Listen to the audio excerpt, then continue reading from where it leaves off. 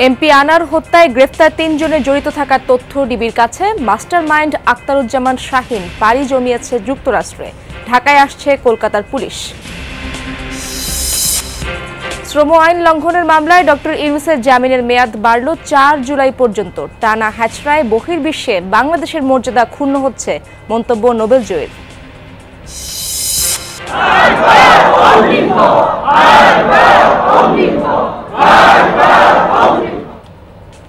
ইরানের president Ebrahim Raisi সহ দুর্ঘটনায় নিহতদের দাফন জন্মস্থানেই করা হবে সমাহিত। বিদায় আয়োজনে বিশ্ব নেতারা।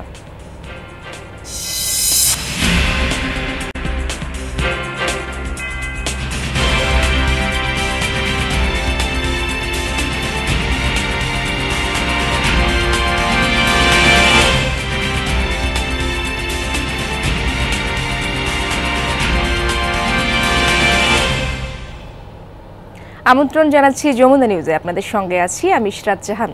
এতক্ষণ শিরোনাম দেখছিলেন, এবার বিস্তারিত। সংসদ সদস্য আনোয়ারুল আজিম আনার হত্যায় যাদের গ্রেফতার করা হয়েছে তারা প্রত্যেকেই কিলিং মিশনের বিভিন্ন পর্যায়ে জড়িত ছিলেন, এমন তথ্য পেয়েছে ডিবি পুলিশ। এদিকে আমানুল্লাহ নামে যাকে গ্রেফতার করা হয়েছে তার আসল নাম শিমুল ভূঁইয়া। পূর্ব বাংলা কমিউনিস্ট পার্টির নেতা শিমুল ভূঁইয়া নিজেকে আমানুল্লাহ নামেই পরিচয় দিত। সেই হিসেবে পরিচয়পত্র আর পাসপোর্টও পরিবর্তন করে সে। বিভিন্ন সময় শিহাব আর ফজল নামেও পরিচয় দিত।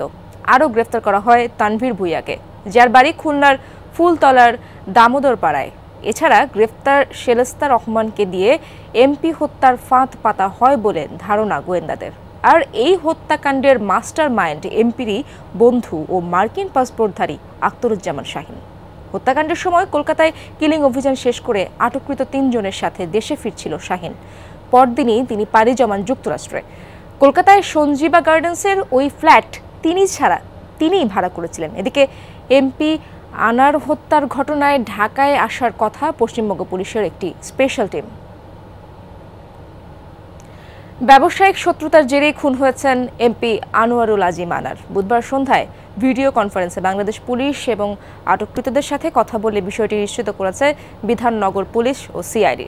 এ সময় বাংলাদেশ পুলিশ জানিয়েছে এমপির অনেক রাজনৈতিক শত্রু ছিল, সেই বিষয়টি যেন ভারতের পুলিশ ও গোয়েন্দা বিভাগ খতিয়ে রাখে। এদিকে নিউ টাউনে এমপি খুনের ঘটনায় আটক অ্যাপ ক্যাব চালককে আজ বারাসাত জেলা আদালতে তোলা হবে। এখনও তাকে গ্রেফতার দেখানো হয়নি। সিসিটিভির ফুটেজ দেখে গাড়িটি শনাক্ত করে পুলিশ। জানানো হয় ১৩ তারিখ রাতে হত্যাকাণ্ডের পরদিনই ওই ক্যাবে পালিয়ে যান ২ ব্যক্তি, যাদের একজন নারী। এদিকে আনারকে বহনকারী একটি লাল গাড়ির ফরেনসিক টেস্ট চলছে। বুধবার রাতে সেটি জব্দ করা হয়। পুলিশ জানায় মালিক ভাড়ায় ব্যবহার করতে দিয়েছিলেন গাড়িটি। কলকাতা পুলিশ জানিয়েছে গাড়িতে একাধিক মানুষের ফিঙ্গারপ্রিন্ট মিলেছে। গাড়ির ভেতরে মিলেছে বেশ কিছু আলামত। মূলত সঞ্জীবা গার্ডেন্সের একটি সিসিটিভি ফুটেজে শনাক্ত হয় লাল গাড়িটি।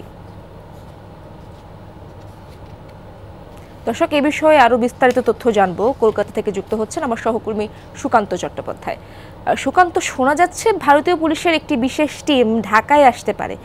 এই বিষয়টি একটু দর্শকদের স্পষ্ট করবেন কি? কি জানতে পেরেছেন আপনি, এবং এমপি হত্যাকাণ্ড ইস্যুতে আপনার কাছে নতুন কি কি তথ্য রয়েছে?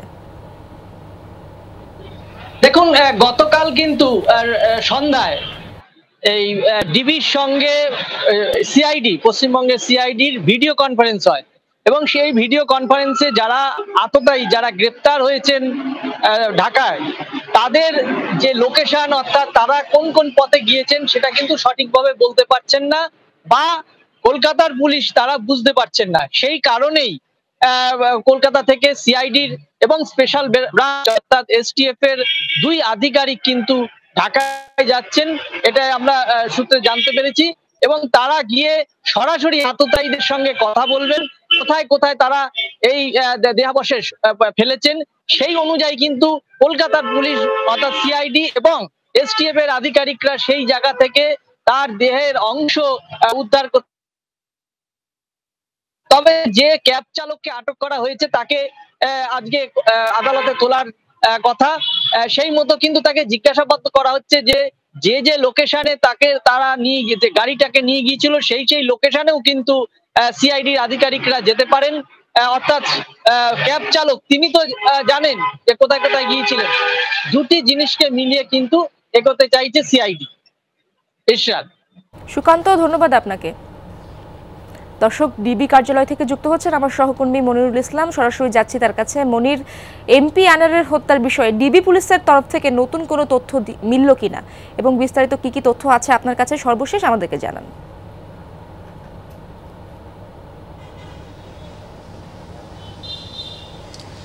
জি, ডিবি পুলিশ বলছে মোটামুটি রহস্য উন্মোচন তারা করতে পেরেছেন এবং এটার ব্যবসায়িক এবং ব্যবসায়িক বন্ধুর কাছ থেকেই এই হত্যাকাণ্ডের শিকার হয়েছেন এমপি আনোয়ারুল আজিম। এটা ডিবি পুলিশ তারা নিশ্চিত করেছে মোটামুটি অনানুষ্ঠানিকভাবে। আর আনুষ্ঠানিকতার যে ব্যাপার, যেহেতু দেখেন বাংলাদেশে তো এখনও কোনো হত্যা মামলা হয়নি, বাংলাদেশে একটা অপহরণ মামলা হয়েছে এবং মামলার আসামিরা আসলে অজ্ঞাত। এখানে দুটি বিষয় স্পষ্ট করা দরকার। একটা হচ্ছে ঘটনাস্থল হচ্ছে কলকাতায় এবং এখনও এই লাশের পুরোপুরি শনাক্ত করা বা লাশের পুরোপুরিটা পাওয়া যায়নি, এমনটা কলকাতা পুলিশের থেকে বরাত দিয়ে বাংলাদেশের পুলিশ বলছে যে লাশের পুরোপুরি নাকি এখনও পাওয়া যায়নি। তো যে কারণে আসলে তদন্তটা এখানে একটু করে আছে। আর আপনি ইতিমধ্যে বলেছেন যে কলকাতার থেকে বাংলাদেশে একটা টিম আসছে, আমরাও সেটা নিশ্চিত হয়েছি যে আজ বিকেলে কলকাতা পুলিশের 2 জন কর্মকর্তা তারা বাংলাদেশে আসবে এবং তারা সরাসরি এই 3 যে আসামি বাংলাদেশের গোয়েন্দা পুলিশের কাছে যারা গ্রেফতার রয়েছে, এই 3 আসামির সাথে তারা সরাসরি এই জিজ্ঞাসাবাদ করবে এবং জিজ্ঞাসাবাদ করার পরে এখন এই আসামিদেরকে ভারতে নিয়ে যাওয়া হবে নাকি বাংলাদেশের কোনো মামলায় আসামিদেরকে গ্রেফতার করা হবে সে বিষয়ে পরে সিদ্ধান্ত নেওয়া হবে।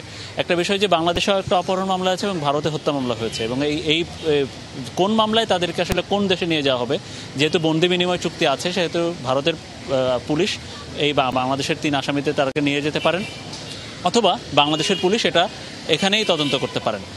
এই বিষয়ে সিদ্ধান্তটা আজকে বিকেলের পরে হতে পারে, এটা আমরা জানতে পেরেছি। আর যে আনুষ্ঠানিকভাবে এখনো পর্যন্ত তাদেরকে এই যে গোয়েন্দা পুলিশের কাছে যে 3 জন আছে, যে আমানুল্লাহ ওরফে শিমুল ভুইয়া, তানভীর ভুইয়া এবং সেলেস্তি রহমান, তাদেরকে আনুষ্ঠানিকভাবে এখনও গ্রেফতার দেখানো হয়নি। তারা আটক আছে জিজ্ঞাসাবাদের জন্য, এতটুকু তারা পুলিশ নিশ্চিত করেছে। এখনো পর্যন্ত তাদের আটক থানায় নেওয়া বা আদালতে নেওয়া এই বিষয়ে কোনো সিদ্ধান্ত হয়নি। মনির, ধন্যবাদ আপনাকে। দর্শক, এমপি আনারের বাড়িতে আছেন সহকর্মী রিয়াজ রায়হান। এর আগে হত্যায় অভিযুক্ত আখতারুজ্জামান শাহিনের পরিবারের সাথে কথা বলেছিলেন তিনি। সরাসরি যাচ্ছি এবার এমপি আনানের বাড়িতে, সেখানে কি অবস্থা আমরা জানবো। রিয়াজ, হত্যাকাণ্ডের ব্যাপারে তো নতুন নতুন তথ্য আসছে, বিষয়টিকে কিভাবে দেখছেন এমপি স্বজন ও নেতাকর্মীরা? বিস্তারিত কি তথ্য আছে আপনার কাছে? তারা কি বলছেন? তাদের কোনো সন্দেহভাজন ব্যক্তি আছেন কিনা? তারা কাউকে সন্দেহ করছেন কিনা? কি বলছেন তারা?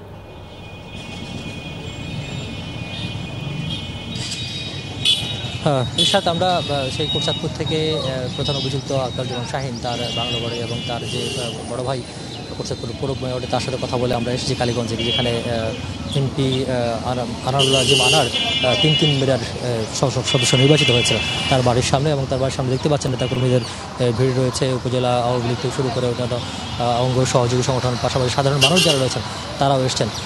আমরা কিছুক্ষণ আগে দলীয় নেতাকর্মীদের এবং সাধারণ মানুষের সঙ্গে কথা বলছি। তারা যদি বলছেন যে এটি আসলে অবিশ্বাস্য একদমই, কারণ যিনি সংসদ সদস্য নির্বাচিত হওয়ার পরেও শুধুমাত্র কোনো ধরনের প্রোটোকল ছাড়া একটি মোটরসাইকেল নিয়ে এলাকাগুলো চষে বেড়াচ্ছেন এবং বিভিন্ন মানুষের যে এলাকার উন্নয়ন কর্মকাণ্ড থেকে শুরু করে বিভিন্ন কর্মকাণ্ড সামাজিক সংগঠনের সাথে যুক্ত ছিলেন, সামাজিক কর্মকাণ্ডের সঙ্গে যুক্ত ছিলেন, তাকে এভাবে নৃশংসভাবে খুন করতে পারে তারা আসলে কখনো চিন্তা করেনি। এবং এই ধরনের এই যে নির্মম হত্যাকাণ্ড, এই হত্যাকাণ্ডে তারা তীব্র নিন্দা জানিয়েছেন এবং পাশাপাশি এই ঘটনা যাদের নাম আসছে, যারা দায়ীদের বিরুদ্ধে প্রমাণ যদি থাকে তাহলে তার দায়ীদের বিরুদ্ধে উপযুক্ত বিচার এবং শাস্তি তারা দাবি করছেন। এবং তারা বলছেন যত দ্রুত সম্ভব আসামিদের এর সঙ্গে যারা জড়িত রয়েছেন মূল অভিযুক্তকে ধরে এনে শাস্তির আওতায় আনা। পাশাপাশি এখন পর্যন্ত আসলে কেন এই হত্যাকাণ্ড সেই বিষয়ে কেউ মুখ খুলতে চাননি এবং যেসব অভিযোগগুলো আনা হচ্ছে সেসব অভিযোগগুলো তারাও খতিয়ে দেখছেন এবং তারা বলছেন যে এগুলো যেহেতু এখনো পুরোপুরি তদন্তের বিষয়, সেহেতু এখনই নেতাকর্মীরা বা স্থানীয় মানুষ এই বিষয়ে কোনো মুখ খুলতে চান না। তবে তাদের এখন প্রধান দাবি হচ্ছে এমপি আনারের হত্যাকাণ্ডের সঙ্গে যারা জড়িত তাদের সবাইকে ধরে শাস্তি ব্যবস্থা করা, অর্থাৎ বিচারের মুখোমুখি করা। ধন্যবাদ আপনাকে। এত বড় দুর্যোগেও ওই বাড়িগুলি দাঁড়িয়ে আছে কোন শক্তিতে? সেজন্য প্রয়োজন উচ্চ শক্তির নির্মাণ সামগ্রীর ব্যবহার, যেমন জিপিএইচ কোয়ান্টাম B600DR, বাংলাদেশের উচ্চ শক্তি সম্পন্ন একমাত্র রড। 2-3 মাস আগে শাহিনের সাথে সবশেষ দেখা হয়েছিল, তবে এমপি আনার এবং ভাইয়ের মধ্যে কোনো শত্রুতা ছিল কিনা জানি না। এ মন্তব্যই করেছেন অভিযুক্ত যুক্তরাষ্ট্র প্রবাসী আখতারুজ্জামান শাহিনের বড় ভাই এবং কোটচাঁদপুর পৌরসভার মেয়র শহীদুজ্জামান সেলিম। লাস্ট বাসায় আসছে আজ থেকে প্রায় 3 মাস আগে, মানে রোজার আগে আসছে, এরপর আর বাসায় আসেনি।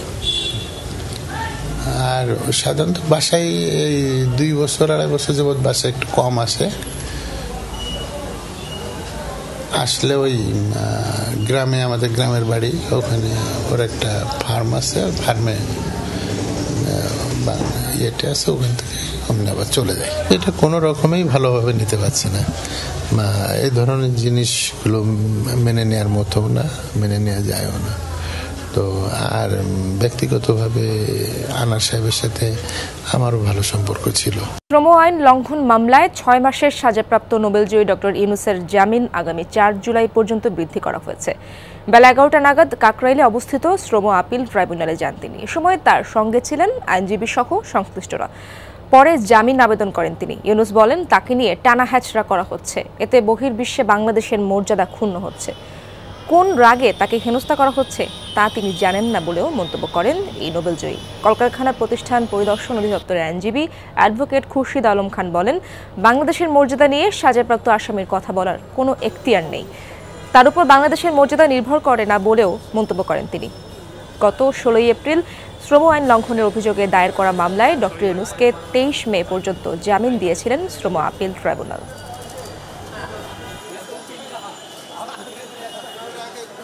কেউ আমার উপরে রাগ করলো, কেন রাগ করলো, এত রাগ করলো যে আমাকে কাজকর্ম থেকে বিচ্যুত করে দিতে হবে, আমাকে গ্রামীণ ব্যাংক থেকে সরিয়ে দিতে হবে, ইত্যাদি ইত্যাদি। কী সে রাগের কারণ, সেটা আপনারা বিশ্লেষণ করুন।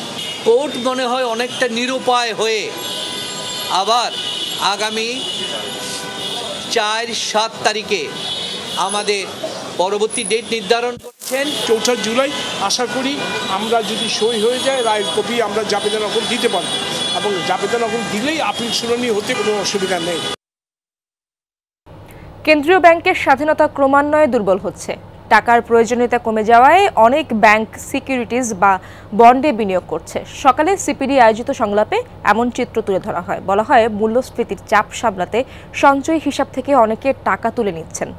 আলোচকরা স্বাধীন ব্যাংকিং কমিশন গঠনের তাগিদ দিয়েছেন। বলছেন, সরকারি তহবিল দিয়ে রাষ্ট্রায়ত্ত ব্যাংক টিকিয়ে রাখার প্রক্রিয়া বন্ধ করা প্রয়োজন। বলা হয়, যেসব ব্যাংক একীভূত হচ্ছে 5 বছর পর সেসব দুর্বল ব্যাংকের পরিচালকদের আবারও পর্ষদে ফেরার আশ্বাস দেওয়া হয়েছে। এটা দ্বৈত নীতি। সিপিডির পর্যবেক্ষণ বলছে, মালিকানা পরিবর্তনের পর একাধিক ইসলামী ব্যাংকে তারল্য সংকট দেখা দিয়েছে।